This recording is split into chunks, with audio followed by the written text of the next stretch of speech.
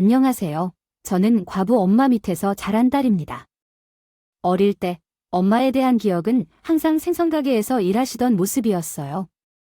엄마는 젊은 시절 아버지를 잃고 홀로 저를 키우셨습니다. 생선가게에서 일하시던 엄마의 몸에서는 항상 생선의 비린내가 났죠. 사춘기 때에는 그러한 엄마가 싫어서 못된 소리도 많이 했습니다. 엄마, 그 냄새 좀 어떻게 할 수 없어? 아이고, 또 난리 치고 있네. 그럼 생선 장수가 작업하면 생선 냄새가 나지. 꽃향기가 나나.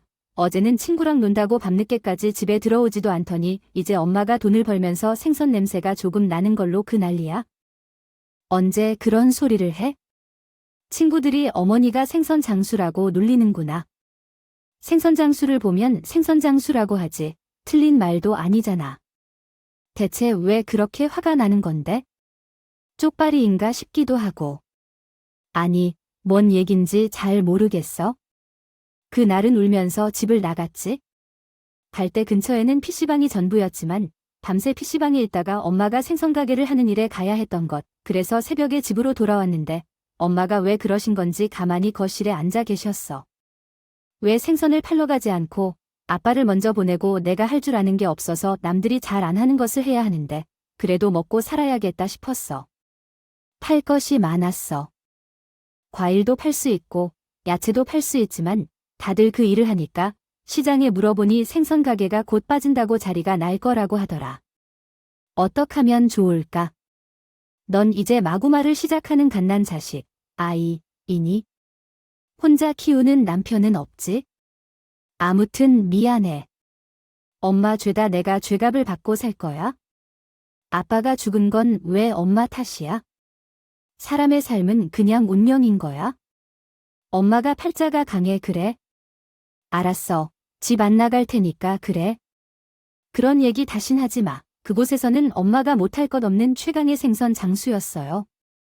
때가 되면 이웃 가게 사람들과 밥도 먹으며 바쁠 때는 서로의 가게도 돌봐주며 가족과 가치 깊은 우애를 다진 시장은 제2의 고향이나 다름이 없었을 거예요. 저는 어린 시절 기억하는 순간부터 시장에 있었고 엄마의 등에 업혀 다니거나 가게 안에서 사탕을 먹었으니까 저에게도 시장은 고향과 같은 곳이었어요. 그러던 어느 날 엄마에게 생선 냄새가 난다고 서운해하는 것은 생석 잔수를 줄이거라는 말인데 그때는 엄마가 또 한 번 소중한 것을 잃게 될지도 모른다는 걸 잘 몰랐습니다. 엄마에게 늘 짜증을 냈던 사춘기 시기를 지나 고등학생이 되었을 때 잠든 엄마의 얼굴을 본 적이 있어요. 생선 냄새가 나는 엄마의 얼굴에요. 잔주름이 생기기 시작했다. 그때부터 전 나는 어머니에게서 나는 생선 냄새보다 어머니의 얼굴에 새겨지기 시작한 주름이 걱정되기 시작했습니다. 비로소 나쁜 사춘기가 끝난 거였다. 그래서 고등학교 때부터 열심히 공부하기 시작했어요. 나에게 어머니에게 줄 수 있는 가장 큰 기쁨은 공부밖에 없었거든요. 나가 공부를 시작하자 어머니에게도 변화가 시작되었습니다. 어머니, 학교 끝나고 가게로 갈게. 무슨 일로 가려고 어머니? 요즘 어깨가 아프다며 내가 마무리를 도와주려고. 아유, 됐어. 공부하는 사람이 뭐하러 시장에 와? 그냥 공부를 더 하든지, 공부 끝나면 집에 가서 자든지.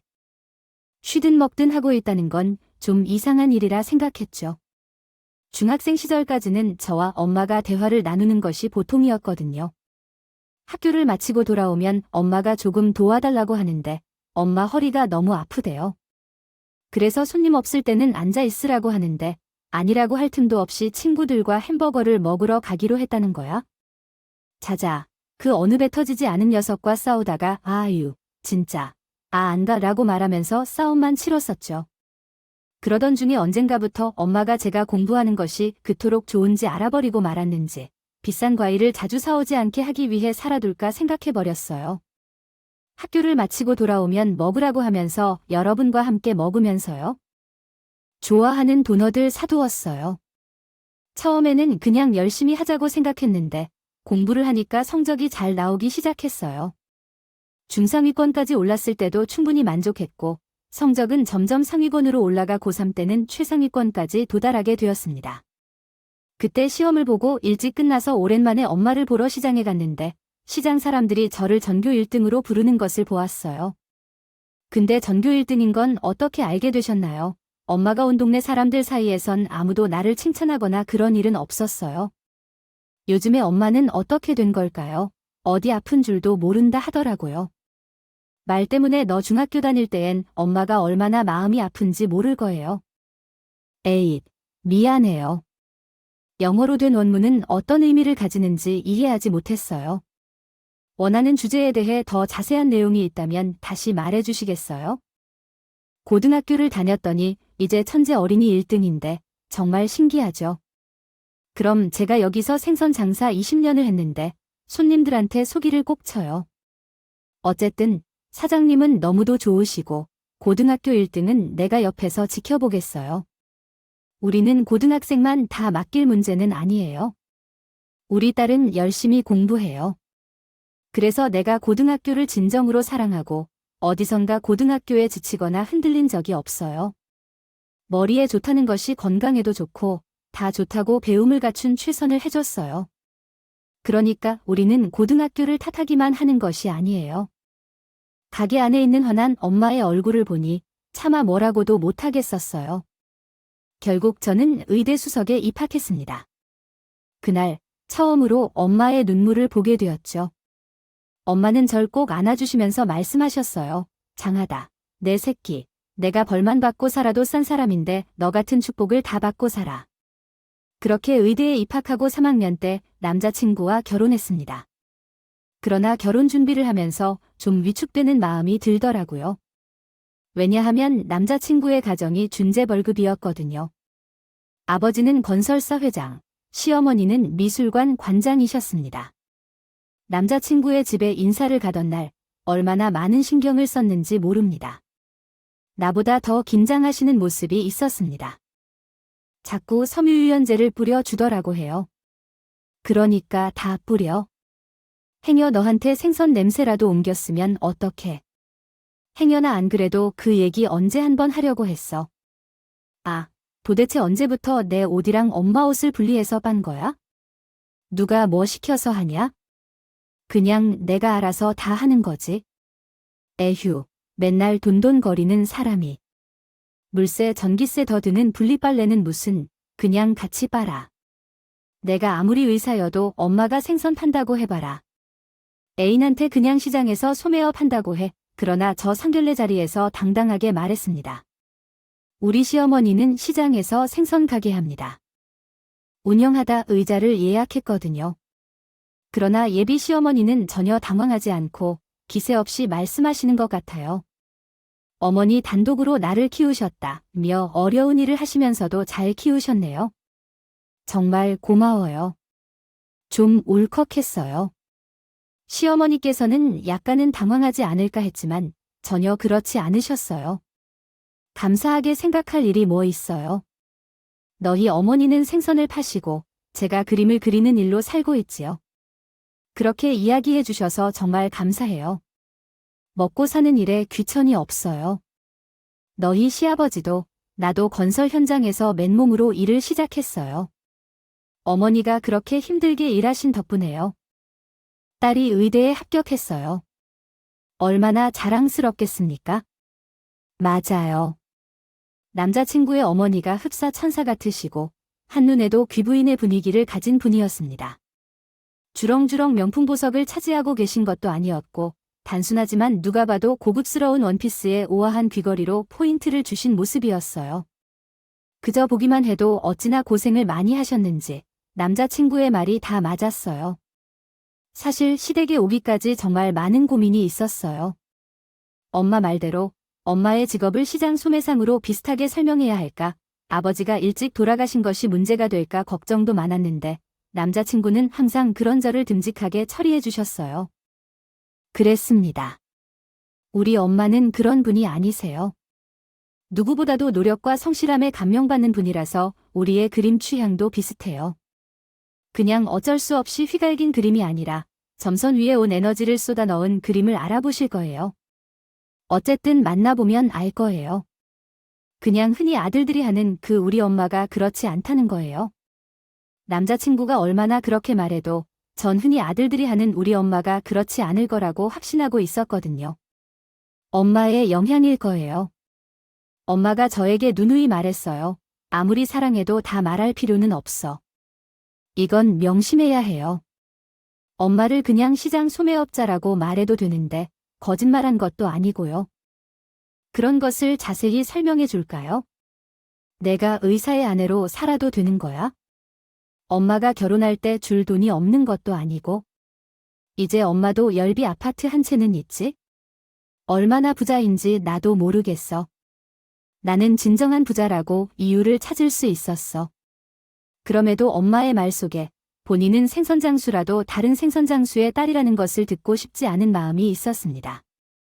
나는 고민 끝에 솔직하게 있는 그대로를 표현했던 거야? 그러나 나중에 알게 된 것은 남자친구가 이미 그것을 말했던 것이었죠. 그렇게 남자친구의 집에서 부모님을 만나고 나오는데 시어머니께서 다리를 저시더라고 하셔서 깜짝 놀랐고 저도 모르게 시어머니의 팔을 잡았어요. 어머니, 괜찮으세요? 어디 다치셨어요? 그 순간 집안의 공기가 싸해지며 정적이 흘렀습니다. 전체가 무엇을 잘못했는지 궁금해졌어요. 남자친구를 봤어요. 시어머니는 천천히 자신의 팔에서 제 손을 떼어내셨습니다. 뭔가 잘못됐다는 것을 깨달았어요. 그러나 물은 이미 엎질러진 후였습니다. 어머니는 자신의 다리를 보며 생각에 잠겨 있었습니다. 제 부름에 정신이 드셨는지 아득한 표정으로 그러셨어요. 아, 그래. 잠깐 다리를 다치던 때가 생각나. 학창시절에 크게 다친 적이 있어요. 어머니, 죄송해요. 제가 실례를 내가 뭐 알고 모르는 것도 아닌데요. 사실 항상 불편해하는 아픈 다리를 볼 때마다 학창시절의 상처가 자꾸 떠오르거든요.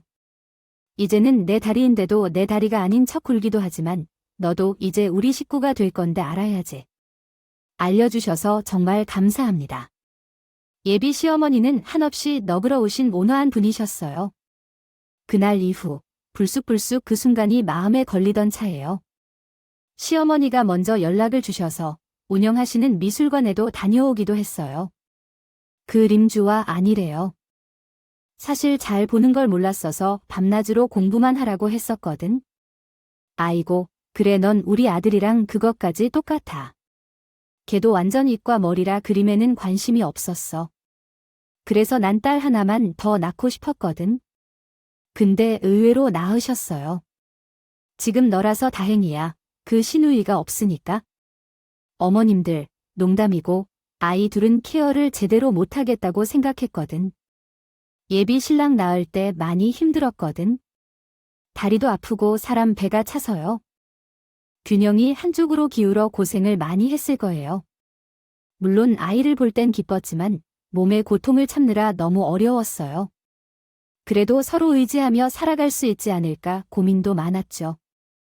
하지만 너무 욕심을 내지 말아야겠다 생각했어요. 내 몸이 더 망가져서 아이를 제대로 키우지 못하는 것보다는 낫겠다고 생각했어요. 고생 많으셨어요. 아, 그러고 보니 자녀 계획은 어떻게 되세요? 우리는 사실 아직 의대 3학년이라 너무 바빠서 일단 전문의가 되고 싶다고 생각하고 있어요. 아들과 딸 각각 하나씩 낳고 싶어요. 넌 몸이 건강하니 충분히 가능할 거야. 내가 이루지 못한 소원을 내가 꼭 이뤄줬으면 좋겠어. 예비 시어머니와 만나는 날마다 항상 기분이 좋았습니다. 시어머니랑도 이렇게 즐겁게 지낼 수 있을 것 같아서 놀랐어요. 어머니가 생선을 파는 일을 얘기했다고 해서 화를 냈어요. 앞에서는 웃겠지만 뒤에서는 엄마가 제게 책잡히기를 하지 않기를 바라면서 심초사하고 있었습니다. 이미 한 일은 되돌릴 수 없지만 그래도 지키지 못할 약속 같은 건 미리 막는 게 좋을 것 같아요. 하지 마라.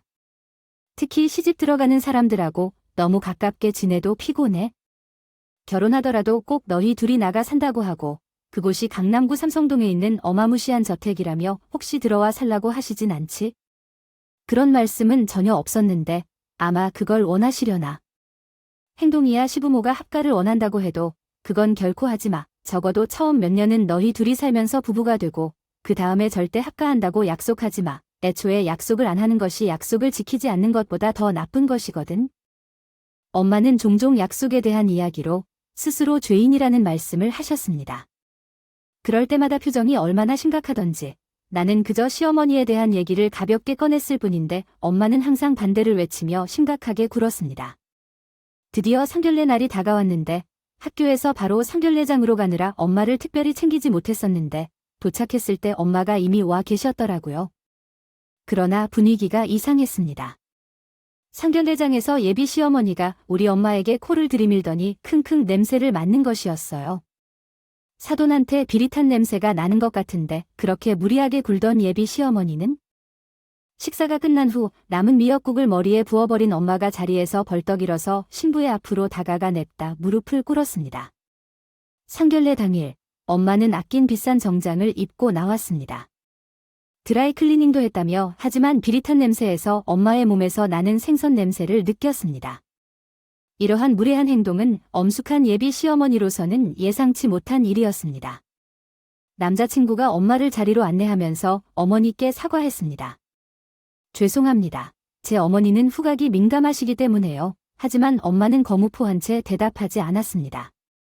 처음에는 화가 났지만 남자친구를 위해서라도 엄마의 곁에 머물며 기다렸습니다.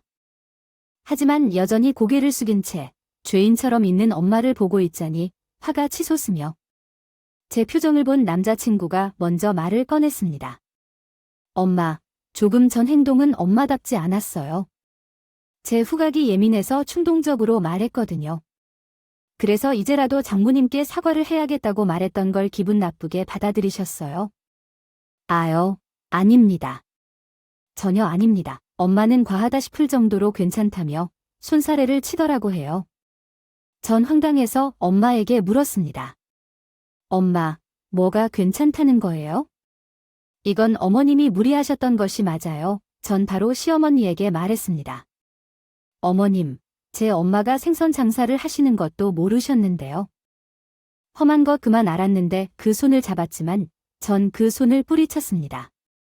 제 엄마는 생선 가게 주인이거든요. 이제 어서 오세요. 사실 말로만 만들었을 때는 부모의 직업이 어떨까 싶었는데 실제로 본 결과 냄새가 아주 엄청났어요. 아, 진짜 엄마. 남자친구가 말려보려 했지만 소용이 없었습니다. 헛되게 사도 제 말이 왜 그렇게 틀렸습니까? 아닙니다. 핫하치. 당신의 말씀이 사도의 말씀이에요.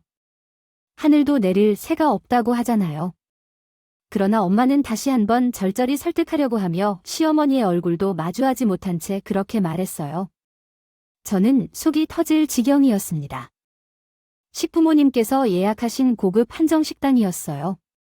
거의 식사가 나오기 시작할 즈음에 우리의 갈등은 잠시 멈췄어요. 식사를 두고 직원들이 모두 나가자 시어머니는 갑자기 자리를 벌컥 일어나서 미역국 대접을 들고 엄마의 머리 위로 그대로 쏟아부었어요. 전 현실인 것을 눈으로도 보고도 믿기 힘들어 멍해져 버리고 말았어요. 정신을 찾았을 때 엄마는 시어머니가 무릎을 꿇고 있는 것을 보았어요. 미안해요.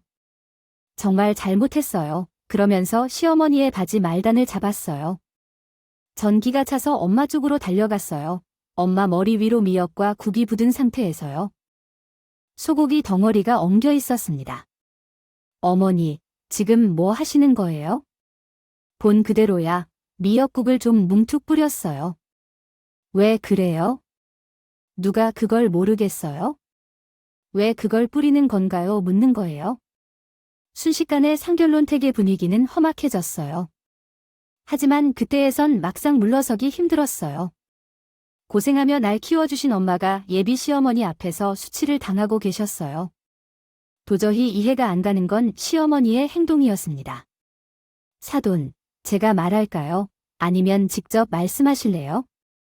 그러나 엄마의 시선은 방금 자신에게로 미역국을 들고 오시던 시모의 다리를 향해 있었습니다. 다리를 못 고친 건가요?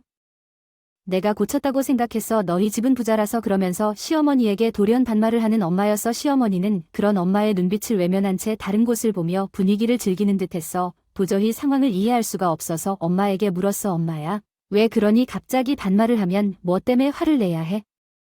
그냥 걱정 없이 할 게 아닌가? 잠깐만. 왜 엄마가 그랬는지 분위기를 걱정해 그 순간에 시어머니도 소리를 듣기 싫어했어. 마음속으로는 시어머니가 소리를 낼 것 같아서 참는 표정이었어. 그 정도면 결국 이 결혼은 틀린 것이나 다름이 없었어. 어차피 막장신이었지만 아주 피장파장으로 나가볼까도 했지만 내가 사랑한 남자가 보고 있으니 막장으로 마무리할 수 없었어요. 엄마는 여전히 미역이 덕질덕지 붙은 얼굴을 두 손으로 가리더니 서럽게 울기 시작했습니다. 내가 미안해. 정말 미안해. 예비 시어머니는 그제야 매서운 눈으로 엄마를 노려보았습니다. 결국 나더러 말하라는 거네. 예, 너 잘 들어. 아들 너도 잘 듣고. 지금부터 이 결혼이 왜 안 되는지 설명해 줄 테니까. 전 엄마를 일으키려 했지만 엄마는 꿇은 무릎을 절대 풀지 않았어요. 전 속상한 마음에 시어머니를 바라보았습니다. 잠시 멍하니 보았습니다. 시어머니의 이야기인 오래전 자신의 학창시절로 돌아갔습니다. 고등학교 때 난반에서 괴롭힘을 당하는 아이였어요. 그 말이 끝나기가 무섭게 엄마는 더욱 큰 소리로 울기 시작했어요. 말이 괴롭힘이지 때리거나 비난하는 것은 기본이었어요. 돈까지 빼앗아가는 무리들이 있었지. 그들은 반드시 부모님이 못 보는 꼴만 골라서 때렸어요. 내가 그렇게 당하고 돈까지 빼앗긴다는 것을 벌써 다들 알았어요. 하지만 누구도 날 도와주지 않았어요. 나는 쉬는 시간이나 점심시간에 할 게 없이 툭하면 그 자들에게 쫓겨다녔어요. 하굣길에서 기사 아저씨가 나를 데리러 와주지 않을까 했었어요. 왔다 갔다 한 탓에 그 애들이 나를 괴롭힐 수 있는 시간은 내가 학교에 있는 시간밖에 없었거든요. 시어머니는 항상 혼자였다고 말씀하셨습니다. 밥을 먹을 때도, 등학교 가는 길에도, 차를 타고 다니면서도 그렇게 좋은 차를 타고 있어도 태워달라고 하는 친구는 한 명도 없었지요. 가끔 어중간한 친구들이 나에게 묻는 이야기도 있었어요. 넌 부잣집인데 왜 그렇게 탕하고 다니느냐고, 차라리 다른 학교로 전학 가라고 조용히 권하는 친구도 있었어요. 그러나 그들 모두 날 걱정해서가 아니라 반 분위기를 해치는 내가 떠나주기를 바랬던 거예요. 그건 아니야. 내가 분위기를 해치지 않았다고요. 그 자식들이 날 괴롭히고 있었어요. 넌 입 좀 다물어. 내가 하는 말 하나도 듣기 싫으니까. 시어머니가 말했을 때 엄마는 입을 꾹 다물었죠. 전 열불이 나는 걸 참고 있었어요. 그랬는데 빛과 같은 존재가 나타났어요. 그녀는 시골에서 전학 온 여학생으로 저희 엄마였어요. 하지만 난 그 애한테 관심이 없었어요. 주의 시간이 끝나면 또 제 이름을 불러주겠지만 그러니까 마음이 초조했어요. 쉬는 시간이 되니까 걔들은 나를 따라 나오라는 듯 손짓을 했어요.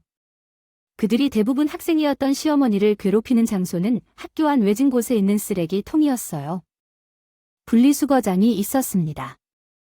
아, 오늘은 시간이 없으니까 빨리 돈이나 내놔라고 하면서 손바닥으로 시어머니의 머리를 세게 친 적이 있었습니다. 그때 시어머니가 순순히 평소처럼 있는 돈을 꺼내주려 했던 때였죠. 야, 너희들 지금 뭐 하는 거야? 엄마가 시골에서 전화한 학생이었습니다. 홀로 복도를 다니며 교정을 구경하던 엄마가 시어머니가 어떤 무리에게 끌려가는 듯한 장면을 보았습니다. 엄마는 그 무리를 향해 시골에서 자란 깡닭으로 덤벼들었고 결국 시어머니를 괴롭히던 애들이 도망갔다고 하여 상황이 일단락되었다고 합니다. 그날로 우리는 아주 친해져서 마음을 붙일 곳이 없던 두 사람이 만나서 친구가 된 것이지. 나는 정말 진심이었어. 항상 구해주고 싶었어. 내가 그런 말을 할 자격이 돼 전 이해가 가지 않았어요.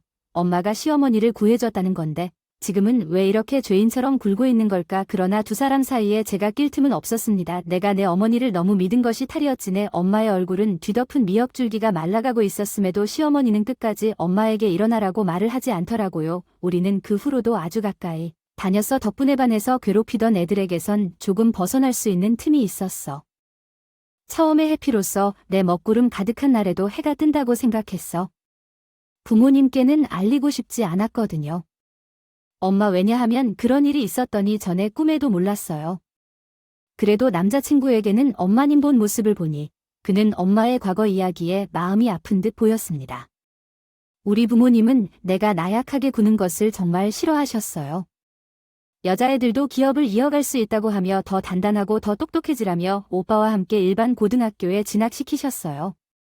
미술에 관심이 있다는 것을 알고 있음에도 특별한 길이 아닌 평범한 길 위에서 두각을 드러내보라고 날 격려하셨지만 난 아주 조용하고 그림 그리기를 좋아하는 아이였거든요.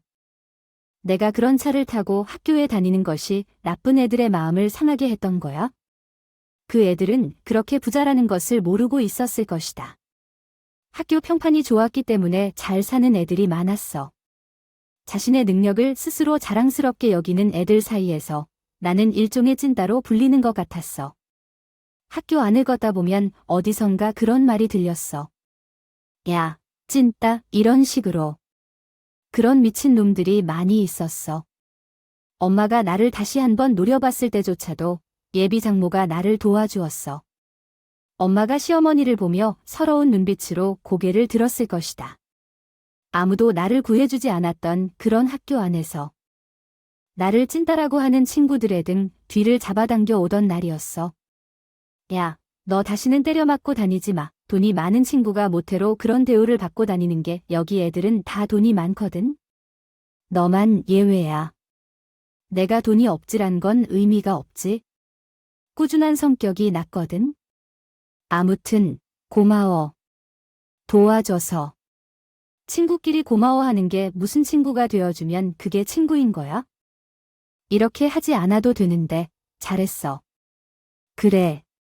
나보다 내가 더 잘했어? 뭐 그래서 말하자면 어깨를 펴고 귀를 펴고 살라고 했습니다. 그렇게 두 사람은 친구가 된다고 했습니다. 정말이야. 나는 진심이었어. 엄마의 기억도 시어머니와 같았습니다.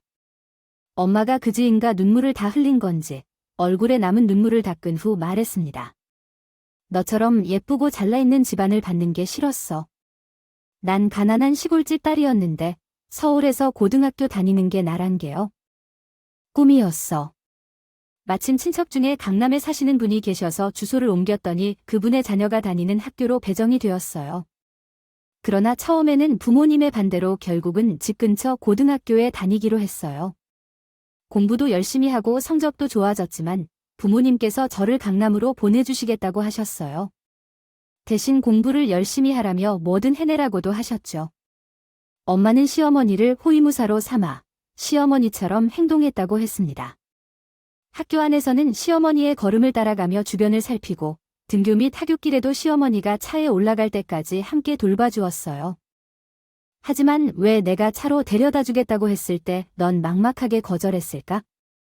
결국 내가 싫었던 거야. 그렇지? 그게 아니라 난 그냥 워낙 못 사니까. 사실 난 강남에 살지 않았어. 강남 밖에 작은 자취방 하나를 구해서 살았어. 내게는 그러한 초라한 모습을 보여주고 싶지 않았던 거야. 그래서 내가 가식적이라고 말한 거야? 약속은 앞에서만 하고 지키지 않았기 때문이야? 시어머니의 마음속에는 엄마에 대한 원망과 미움이 좀처럼 가라앉지 않았어. 시어머니는 다시 나와 남자친구를 보며 말했어. 하지만 괴롭힘은 거기서 끝나지 않았어. 우리 반 학생들이 위 학년 자기들도 속한 무리에게 말해 나를 혼내고자 했던 거야. 어느 날 급식실에서 누군가가 나를 톡하고 지나가는데 바닥에 쪽지가 떨어졌어. 나는 그 쪽지를 주워서 열어보니 위 학년 선배들이 보낸 거였어. 그곳으로 마중 나가오라는 내용이었지. 나는 그때부터 약속했어. 반드시 지킬 것이라고. 어머니는 그들에겐 이해하기 어려운 우정이었습니다. 그렇게 쳐다보며 고개를 숙이고 있으면서도 학창시절 이야기를 나누는 두 분의 눈빛은 빛을 발하고 있었어. 뭐, 어떻게 위협하려는지 궁금하지만 이제는 그만두는 게 좋겠어. 곧도 없더라고. 그래서 우리는 작전을 짰어.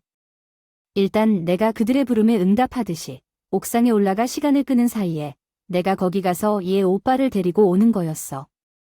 경찰 신고는 얘 오빠가 이미 미리 해놓기로 약속했었어. 시어머니는 저를 보며 말했습니다. 난 그 애들이 부르는 옥상으로 한 발 한 발 걸어 시작했어. 물론 그 뒤에는 내 엄마가 있었지. 그러면서 시어머니는 비로소 좀 불편하지만 분명한 눈빛으로 엄마를 보기 시작했습니다. 난 불안했어. 얘 오빠에겐 학교 어디로 들어오라고 말했으니까 알아서 들어오려고 했거든. 이어서 그 상황에서 어떻게 얘만 견제 따돌릴 수 있을지 혼자 고민했지만 마침내 해결책이 떠올랐다. 혼자 두고 가려고 했어. 초조하게 오빠를 기다리고 있었지. 그런데 무슨 이유인지 얘기로는 오빠가 너무 안 오는 거라고 하더라. 그래서 길을 못 찾나 싶어 정문 쪽으로 뛰어갈 것 같았어. 아, 이제 알았어. 너가 그러는 거구나. 시모의 한마디에 그동안의 두 사람 사이에 앙금의 진실이 드러났어요. 저와 남자친구는 동시에 서로의 얼굴을 봤어요. 잠깐만요. 그러니까 엄마가 다시 돌아오지 않은 거야? 맞아, 엄마야. 엄마는 천천히 고개를 끄덕였다. 전 기겁해서 말았어. 물론 아이니까 나도 무서워할 수 있지. 그러나 약속은 중요한 거래. 엄마가 조용히 말했다. 말했잖아. 그래, 맞아. 시어머니는 기분이 많이 상한 얼굴로 자리에서 일어났습니다. 아무튼 애들 결혼은 파트난 걸로 하시고 두 사람은 마음을 정리하시고 시어머니가 3년 내장을 떠나려던 그때였습니다. 나도 그때 사정이 있었어. 시어머니도 차박 그냥 나가지 못하시더라고요. 뭐 사전엄마는 그 짐을 떠올리며 또다시 울컥 눈물을 쏟았습니다. 교문 앞까지 가봤지만 내 오빠는 오지 않았었어. 그래, 좀 늦었다고 하더라. 난 어쩔 수 없이 더 길게 가야 했어. 내가 맞든 틀리든 그런 게 아니야? 우리 근처에 파출소가 있었잖아. 우리 둘만으로는 도저히 그 애들을 이길 수 없을 것 같아서 경찰에 도움을 청하러 갔었어. 그러나 시어머니는 돌연 화를 더 내셨어요. 그래서 넌 날 버렸어. 결코 내가 얻어맞고 피해자가 되는 후에도 넌 오지 않았어. 그 순간에 전 혼란이 왔습니다. 엄마, 이게 사실이야? 엄마는 이번에도 슬픈 표정으로 고개를 끄덕였습니다.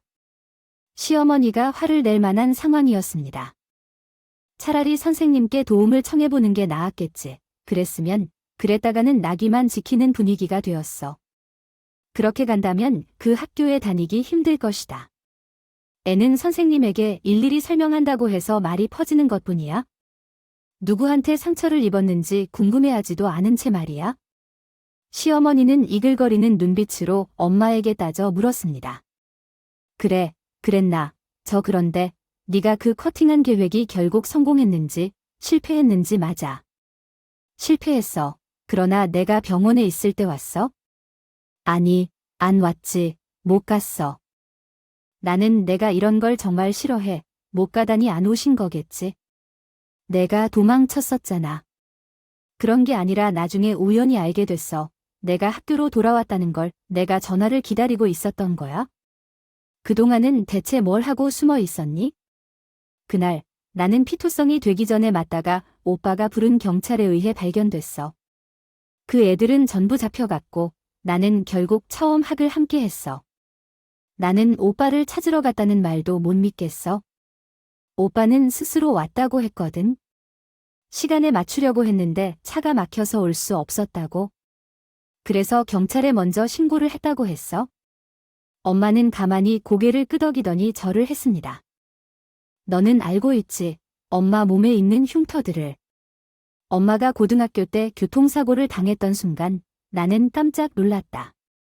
엄마의 몸에 여기저기 흉터가 있었어. 어릴 적에 목욕탕에 엄마와 함께 갔을 때 그 흉터를 보고 물었던 기억이 있다. 그러나 분명히 기억하고 있는데 엄마의 대답은 이건 엄마가 고등학교 때 교통사고로 다쳤을 때 생긴 거야. 그때 생각하면 지금도 마음이 무거워. 엄마는 죄가 많은 사람인가 봐. 그래서 아빠를 일찍 보내는 혼을 받았나 봐. 어린 마음에는 엄마의 말을 완전히 이해하지 못했다.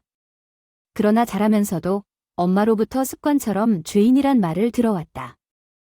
저는 그랬어요. 엄마, 그래. 그날 그랬었어요. 오빠를 찾으러 밖으로 나가는데 멀리 있는 것도 같았어요. 하필이면 횡단보도를 건너편이었죠. 데려올 생각으로 초록불이 다 끝나가는데도 무작정 뛰기 시작했어요. 차들이 와서 칠까봐 걱정이었거든. 그때 그지예요. 모든 것이 기억나고 말았어요.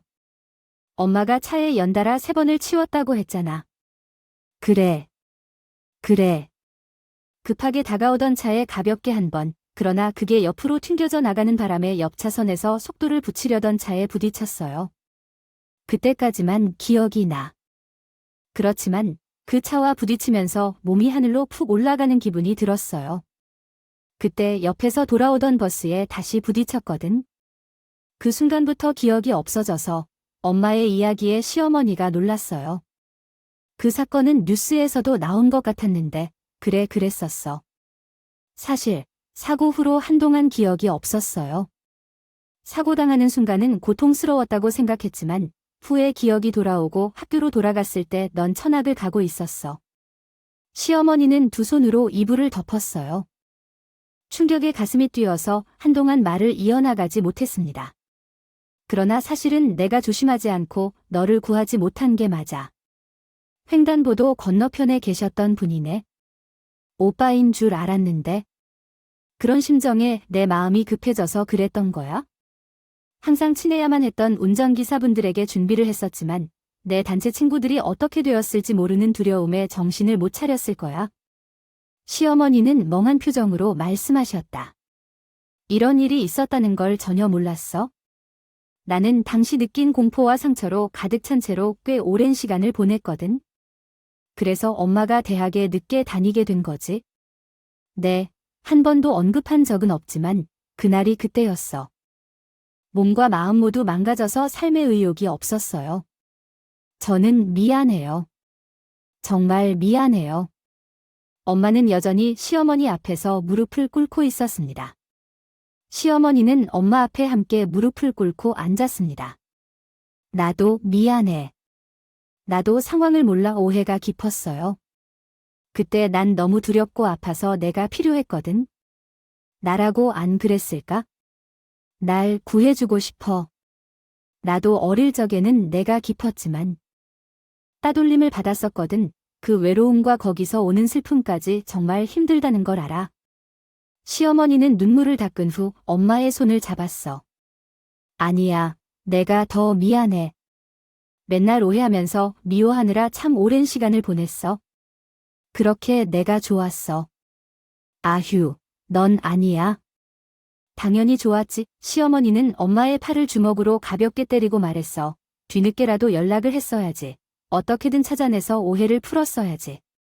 그래서 얼마나 다쳤을지, 얼마나 힘들었을지 가늠조차 할 수 없었어. 자신이 없었던 거야?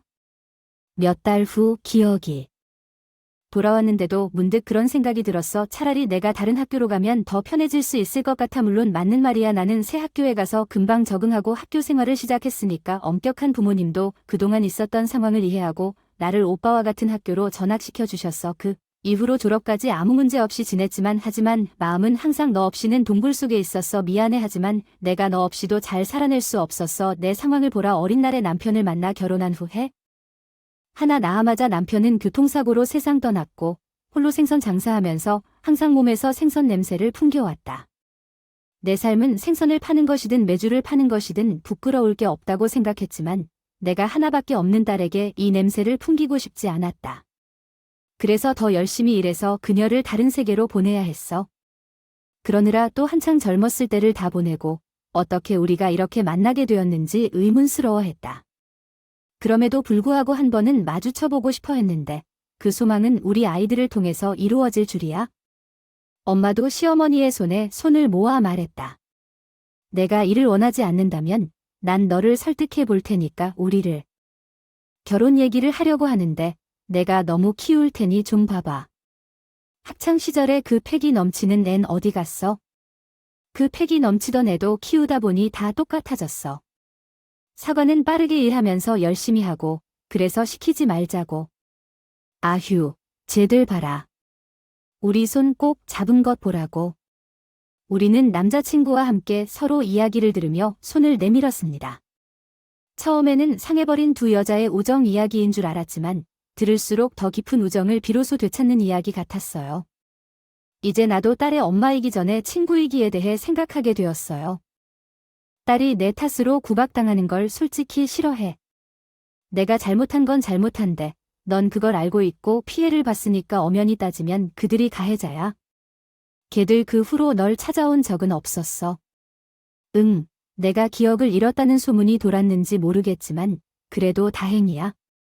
그때는 왜 그렇게 다 싫고 무서웠는지, 왜 접촉하지 못했을까 지금도 후회돼. 진작에 이렇게 해야 했는데. 그래서 말이야. 다리를 한 대 저리는 너, 엄마와 시어머니는 여전히 무릎을 꿇고 있었어. 난 아직 괜찮은데 엄마는 냉큼 다리를 뻗고 편안하게 앉으시더니 말씀하셨어요. 미안하다. 과거에 미안한 것은 미안한 거고 난 아까부터 무릎을 꿇고 있었잖아. 도저히 더는 못 버티고 있겠어. 너 정말 의리 없어. 아휴, 그러고 보니 정말 그렇네. 엄마는 시어머니에게 잡고 일어나라는 듯이 손을 내밀었습니다. 시어머니는 잠시 그 손을 보더니 결국 그 손을 잡고 자리에서 일어나셨어요. 둘 사이에서 서로의 손을 잡은 채로 있는 두 분을 보니 너무 편안하게 보이시더라고요. 두 분 정말 절친한 친구라는 것을 느낄 수 있었습니다. 서로의 얼굴을 보던 엄마와 시어머니는 누가 먼저 낄 것도 없이 눈물을 흘렸어요. 가장 외로운 순간에 서로를 보듬어준 우정이 긴 오해를 푼 순간이었습니다. 우리의 회의를 차차 풀면서 곧 머리부터 발끝까지 다 약속하겠다. 결혼 날짜를 잡을까? 아휴, 그러자. 사돈 예사던 평생 깍듯하게 모시고 살겠습니다. 아유, 그렇다면 남은 세월 동안 함께 여행도 가고 그 과정에서 못 다툰 우정을 놓고 싸워보자. 사돈 말이야. 말만 들어도 좋아. 생각할수록 정말로 신기한 인연이었습니다. 저와 남자친구도 비로소 다시 서로를 보았습니다. 자칫 큰 파도를 만날 뻔한 우리의 결혼은 그대로 정확히는 더 빠르게 진행되었습니다. 엄마와 시어머니의 적절한 조정으로 인해 결혼식은 양가 간의 이견 없이 신속히 진행되었어요. 물론 두 분은 만날 때마다 말싸움을 했습니다. 아, 왜 이렇게 비싼 곳에서 결혼식을 하자는 거야? 넌 돈이 썩어나니. 하지만 난 여전히 궁상맞아. 한 번 결혼이라면 누구든 해줄 수 있다면 성대하게 해줘야지. 무슨 말이라도 하든 결혼식은 신부가 중심이다. 아휴, 그래 마음대로 해. 내가 돈에 신경 쓰면 나는 할 일이 없어. 그럼 여기로 할까? 그래, 콜. 언제나 그런 식이에요. 결혼식장에 어머니들이 함께 입장하실 때 두 분은 손을 꼭 잡고 입장하셨어요. 초에 불을 켜기 위해 입장했지만 이미 두 분의 이야기를 들은 저와 신랑의 친구들 사이에서 박수가 터져나왔어요.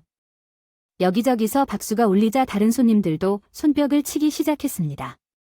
분명 우리 결혼식이지만 그 순간만큼은 마치 두 분의 남은 인생에 대한 우정을 향한 버진로드 같았어요. 결혼 후에 저희는 삼성동 저택이 아니라 근처에 신혼집을 마련했어요. 애초에 시어머니는 같이 잘 생각이 없었거든요. 난 합학은 싫어요. 각자의 사는 패턴이 있는데 굳이 그럴 필요가 있나? 대신 삼성동 저택에서 이거 좀 먹어봐. 오늘 새벽에 때운 건데 정말 싱싱해. 아, 난 생선은 회밖에 안 먹거든. 아이고, 웃기고 있는데 너 방학 때 우리 시골집 놀러가서 말린 생선을 쪄준 거 맛있게 먹었어. 그걸 어떻게 했니? 태어나서 처음 말린 생선을 먹어본 날이었는데. 근데 왜 안 먹어? 그 냄새 나던 것도 잘 먹던 애가 지금 주는 거 말린 게 아니잖아. 아이고, 뭐, 누가 지금도 부잣집만 하는 것도 아니라 할까봐, 아직도. 공주님이네. 이거 나이를 먹었으니까 여왕님이신가 뭐죠? 시어머니와 엄마가 수다를 떨며 같이 밥을 먹는 공간이 되었습니다. 두 분은 하루가 멀다고 만날 수 없는 이야기들을 공유했어요. 우리 부부도 한 달에 한 번은 삼성동에 가서 함께 밥을 먹으려고 노력하고 있어요. 물론 엄마는 여전히 생선 장수입니다. 제가 의사가 되든 말든 엄마는 생선을 팔고 싶다고 하셨어요. 그것이 그녀가 평생 해온 일이고 잘하는 일이니까요. 드디어 너에게 사람 몸에 칼을 대도록 가르치면서도 생선머리는 제대로 다루지 못하는 걸지도 모르겠어요. 의사만 대단한 기술이 있는 줄 아는 게 아니에요. 나도 기술자예요. 전 엄마의 뜻을 존중하기로 했습니다. 자신을 항상 죄인으로 여기던 엄마의 모습보다 지금은 더 자신있게 생선 장수로 살고 있어요. 아마도 잃어버렸던 소중한 우정을 다시 찾았기 때문일지도 모르겠어요. 그래서 우리 부모님 두 분의 우정을 응원하며 그 우정에서 나온 걱정 없는 나날을 보내고 있어요. 이렇게 저의 이야기를 들어주셔서 정말 감사합니다. 오늘도 행복한 하루 보내세요.